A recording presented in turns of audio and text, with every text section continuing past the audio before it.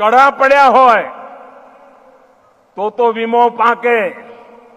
અતિશય વરસાદ આવી ગયો હોય અને ઉભો પાક બરબાદ થાય તો વીમો પાકે, પણ પાક પાકી ગયો હોય, લણણી થઈ ગઈ હોય, ખેતરની અંદર પાકનો ઢગલો પડ્યો હોય, ટ્રેક્ટર આવવાની રાહ જોતા હોય, ગાડું આવે કે ટ્રેક્ટર આવે એટલે માલ ભરીને ખેતરથી સીધું બજાર જવાનું નક્કી કર્યું હોય, આજકાલમાં જવાનું જ હોય, ખેડૂત ખુશ હોય, ઢગલા થયા હોય, અનાજના પાક ખૂબ પાક્યો હોય,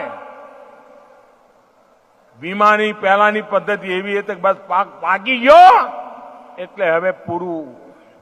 અમે પ્રધાનમંત્રી ફસલ બીમા યોજના એવી લાયા છીએ કે પાક પાકી ગયો હોય, ખેતરમાં ઢગલો પડ્યો હોય અને લણણી કર્યા પછી પાકનો ઢગલો પડ્યો હોય અને બજારમાં જવાની તૈયારી ચાલતી હોય અને 15 દિવસમાં જો કરા પડે, વરસાદ આવે, આંધી આવે અને એ પાકેલો પાક પણ બરબાદ થઈ જાય તો પ્રધાનમંત્રી ફસલ બીમા યોજનામાં એમાં પણ પૈસા મળે. આ કામ આપણા પ્રધાનમંત્રી ફસલ બીમા યોજનામાં કરે.